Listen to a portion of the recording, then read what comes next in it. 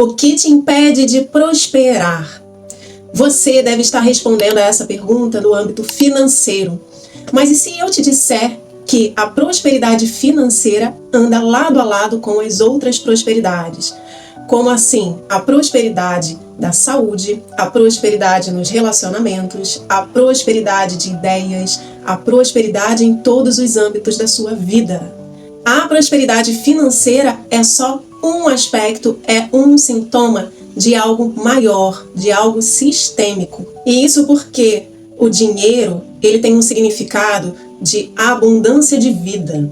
Quando você tem dinheiro, quando você tem mais dinheiro, você tem mais possibilidades de vida.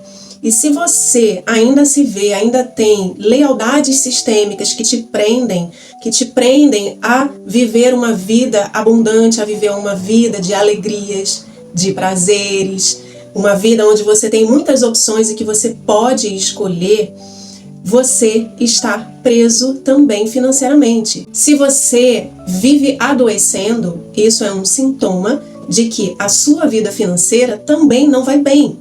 Por quê? Porque a saúde é um termômetro para a gente ver se você está livre para a vida, se você tem energia e se você está olhando para a vida e não olhando para trás, para a ancestralidade ou até mesmo olhando para a morte, olhando para quem já se foi.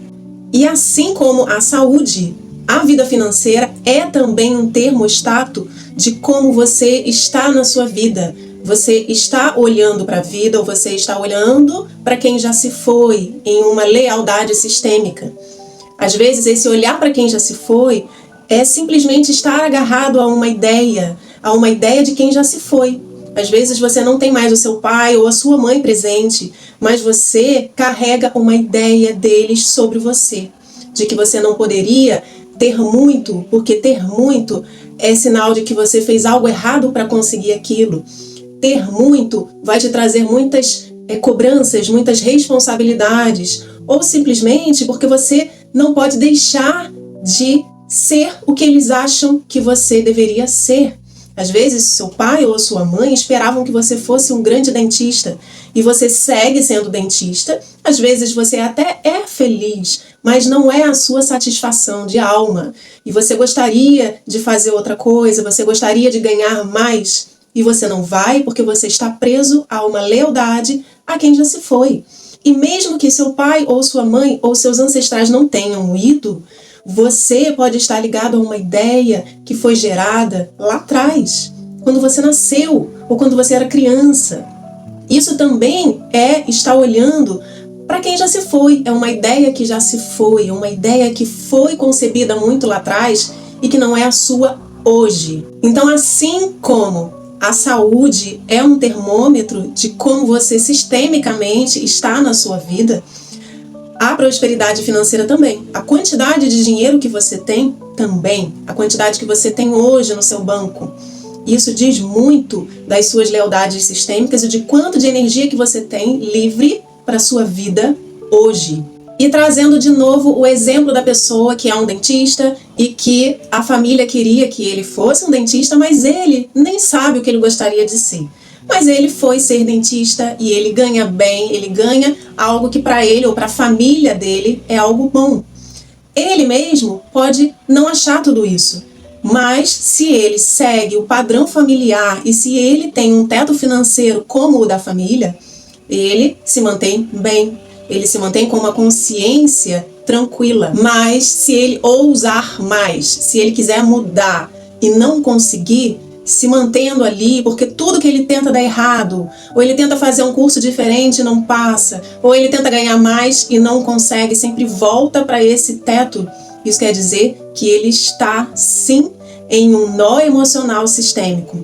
Agora, uma pessoa que trabalha em outra área, que não é a área da sua mãe, nem do seu pai, nem da sua família, mas ele conseguiu ir além e fazer o que ele gosta. Ele vai ter muita dificuldade de romper esse teto, independente de que área ele trabalhe. Então pode ser que o seu caso seja esse, você já rompeu a barreira do que fazer, né, de mudar de área. Mas se você se vê preso dentro de um mesmo teto financeiro, pensa aí, quanto ganha sua mãe, ou quanto ganhava sua mãe, ou quanto ganhava o seu pai, qual é o padrão da sua família.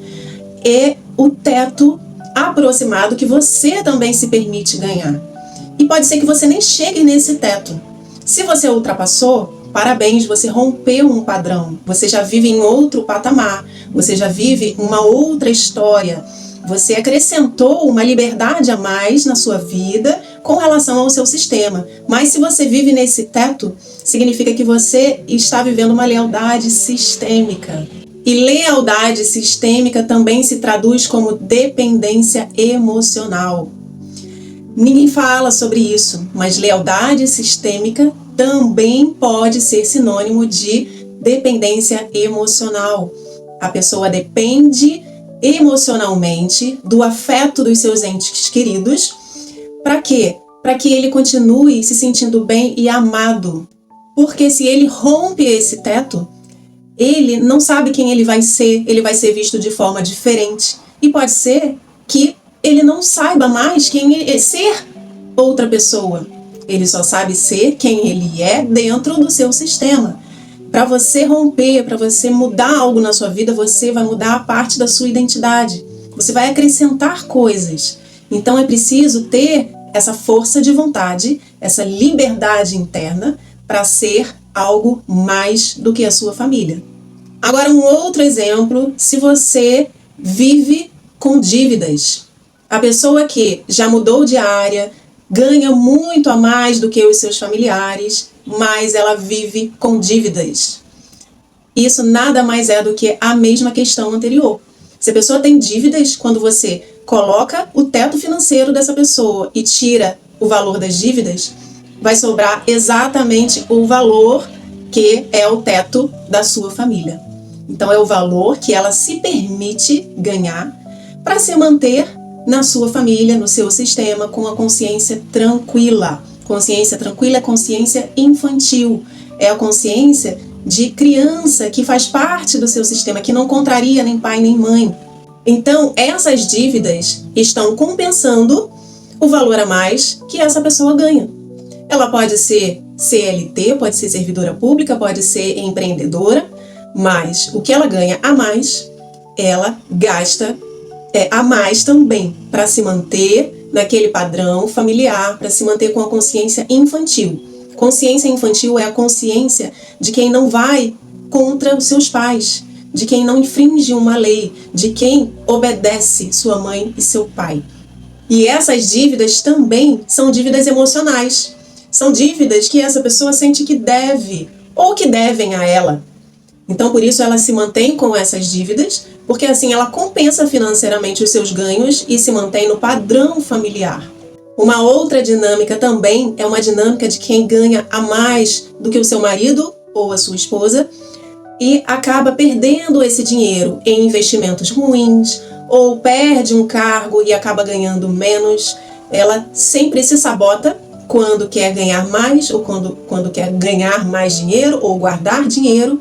Por quê? Porque o seu marido ou sua esposa também não acompanham. Então ela se sente culpada e essa culpa acaba vindo como sabotadora desse ganho financeiro. Então não importa o que você faça, você continua com menos ou você continua perdendo para compensar e para se manter no mesmo padrão que o seu marido ou a sua esposa. E qual é a solução sistêmica para essas questões? O que te impede de prosperar? O que impede você de prosperar é que você está olhando, se você se enquadra nesses casos, você está olhando para a vida de uma forma que você espera afeto e reconhecimento. Quando você espera afeto e reconhecimento no seu trabalho ou na sua família, você está cruzando, entrelaçando esses dois sistemas. Você age no seu trabalho como se você estivesse na sua família. Você espera afeto, você espera reconhecimento, mas você espera muitas vezes da família e não do trabalho. Você está transferindo para o seu trabalho uma falta que foi da sua família. Então, muitas vezes, você recebe algo que vai, uma gratificação de título, mas você não recebe a mais financeiramente e isso te satisfaz. Ou você recebe financeiramente e não recebe de título e isso não te satisfaz. Por quê? Porque no fundo você quer afeto e reconhecimento. Se você dentro de você recebe mais financeiramente, mas acha que o que você entregou não é suficiente, é porque você está esperando afeto e reconhecimento e não o financeiro. E quando você tem dívidas demais? Quando você tem dívidas, você está pagando por algo. Você está pagando por uma culpa que você tem. Pode ser por ganhar a mais, pode ser por ter mudado de país, pode ser por outras questões que você se sinta culpado e você acaba inconscientemente tendo muitas dívidas. Para quê? Para seguir no mesmo padrão familiar de sacrifício, de que você não está usufruindo totalmente do seu dinheiro, que você está pagando por coisas que muitas vezes são inconscientes do seu passado, dos seus ancestrais, dos seus familiares. As dívidas muitas vezes não são financeiras. Muitas vezes elas são emocionais, principalmente as dívidas longas, as dívidas que você não consegue pagar, as dívidas que você prolonga, renegocia, elas são emocionais. E isso você pode olhar através da visão sistêmica, você pode olhar pela constelação familiar para se livrar dessas dívidas, porque elas são um peso emocional muito grande. E se você pagar essas dívidas financeiramente, você pode transferir esse emocional para outra área, para a área da sua saúde, ou para outra área da sua vida, onde você vai lidar com esse peso que você carrega. E isso porque o emocional é o pilar. Essas dívidas nasceram muito antes delas existirem. E pode ser, inclusive, que você já tenha pago em parte com a sua saúde quando você era pequeno. Ou não, ou você resolveu começar inconscientemente a pagar quando você começou a ganhar mais do que a sua família. E você não se permite ir para a vida. E aí eu volto ao início, você tem energia disponível para a vida? Ou você está pagando dívidas? Ou você está pagando por coisas do passado? Você está se sacrificando para poder se divertir um pouquinho, para você ter um pouco de alegria, um pouco de energia para a vida. Essa energia que você tem cuidando das dívidas, você poderia estar levando para a sua vida, para viajar, para se divertir, para fazer coisas que com essas dívidas você não consegue fazer. E aqui entra uma questão chave. Quando você, em todos esses casos, no caso de você trabalhar e não conseguir sair da área de trabalho da sua família, ou você saiu, mas você não consegue romper o teto financeiro, ou você tem muitas dívidas, em todos esses casos, você também está tentando controlar as relações familiares. Você quer se manter inocente, quer se manter numa consciência infantil. Olha, papai, mamãe, eu estou ganhando mais, mas eu estou pagando mais por isso. Mas eu não estou usufruindo. Mamãe, papai, eu mudei de área, mas eu continuo ganhando como vocês. Mamãe, papai, eu continuo na mesma área e ganhando como vocês. Olha como eu sou uma filhinha boa. E o que você procura na essência, no fundo? No fundo, você procura ser bem visto. Você procura controlar essa relação para que o outro veja você de uma forma amável. Você espera afeto. Você espera não ser contrariado. Mesmo que isso seja com pessoas falecidas, pai e mãe já falecidos. E mesmo que isso esteja no inconsciente e você não pense assim. Mas a sua parte inconsciente pensa assim. Porque você está traduzindo isso na sua vida. Todas essas dinâmicas, elas têm uma razão. As dinâmicas financeiras, elas são um sintoma de algo, elas não são a razão de nada. Então, quando a gente olha para a nossa família e quer controlar essas relações, é muito provável que você também queira controlar as outras relações na sua vida. Que você seja uma pessoa com tendência a ser boazinha, você quer ser bem visto, você quer controlar o olhar do outro sobre você. Porque se o olhar do outro sobre você for diferente, você não sabe mais quem você é, ou você não vai ser amado, aceito, você não vai se sentir respeitado. Então tudo isso também tem a ver com um narcisismo de quem está ali tentando controlar. Aqui estou falando da parte que nos cabe, que cabe a você que está passando por algo que não é bom e quando você quer mudar. Quando você quer mudar, você precisa enxergar aquilo que você não enxerga. Então, uma solução sistêmica é você se dar conta de tudo isso e você simplesmente soltar qualquer expectativa de controle. Mas primeiro é preciso olhar para dentro, olhar para aquilo que está dentro de você. Qual é a dor? Qual foi a dor que inaugurou todo esse processo que seguiu para o seu trabalho, para a sua vida? Porque se você está em uma dessas dinâmicas, você também traz para você algumas dinâmicas de saúde, algumas dinâmicas a mais que também tem como raiz essa mesma essência emocional. Então esse é o recado que eu queria deixar hoje aqui. Se trabalhe, tenha consciência do presente. Nós trazemos o nosso passado quando não é mais necessário. A gente pode olhar para o momento presente e viver de uma forma diferente. Mas é preciso querer enxergar essas sombras que estão aí, dentro, no coração, na alma. Existem feridas que estão muitas vezes gritando e a gente está só colocando um remedinho, mas ela lá dentro ainda continua doendo. E ela se traduz na vida como falta financeira, como dívidas, como doenças, como conflitos.